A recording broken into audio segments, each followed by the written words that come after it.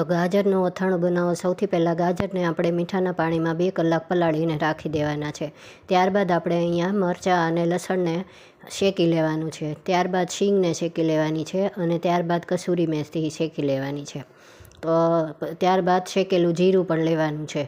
તો આ 4 વસ્તુ લેવાની છે અને આ બધાને સાથે આપણે લાલ મરચું પાવડર લેવાનું છે, ધાણા જીરું પાવડર લેવાનું છે, હળદર પાવડર લેવાની છે અને મીઠું લેવાનું છે સ્વાદ મુજબ. તો અને તેલ લેવાનું છે, શીંગ તેલ લીધું છે. તો સૌથી પહેલાં આ બધા જે આપણે મસાલા લીધા છે એને એક મિક્સર જારમાં અથવા ખાંડણીમાં ખાંડી લેવાના છે. શેકેલી શીંગને, મરચાંને, લસણને, કસૂરી મેથીને અને શેકેલા જીરાને, અને એની અંદર આપણે મરચું પાવડર, ધાણા જીરું પાવડર, હળદર પાવડર અને મીઠું નાખવાનું છે અને એનો એક મસાલો તૈયાર કરી લેવાનો છે. તો હવે આ બધો મસાલો આપણે સૌથી પહેલાં ખાંડણીમાં નાખીને અધકચરો વાટી લઈએ. ત્યારબાદ આપણે મિક્સરમાં એકદમ પાવડર કરી દેવાનો છે. તો તમે ડાયરેક્ટ મિક્સરમાં પણ કરી શકો, પણ મેં થોડોક આમાં વાટી અને પછી મિક્સરમાં કર્યો હતો.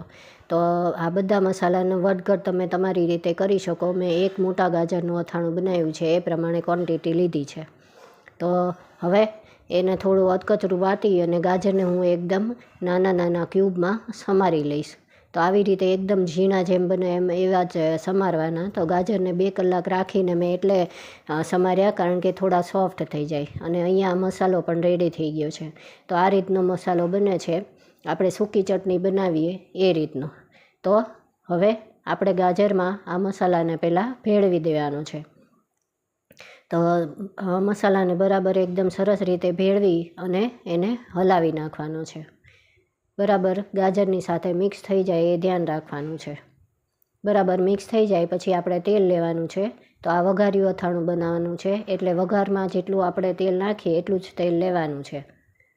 તો અહીંયા તેલ ગરમ કરવા મૂકી દીધું છે. ત્યારબાદ આપણે 1 મોટી ચમચી જેટલી રાઈ નાખવાની છે અને રાઈ એકદમ કકડે પછી એના ઉપર અથાણા ઉપર નાખી દેવાનું અને તરત જ લીંબુ નાખી અને એને ઢાંકીને 10 મિનિટ માટે રહેવા દેવાનું છે. તો હવે 10 મિનિટ થઈ ગઈ છે. તો આપણું એકદમ ટેસ્ટી અને વઘાર્યું અથાણું રેડી છે. તો તમે પણ આવી રીતે ટ્રાય કરજો. એકદમ ટેસ્ટી અને સરસ બને છે અને એકદમ નવી રીતથી બનાવ્યું છે.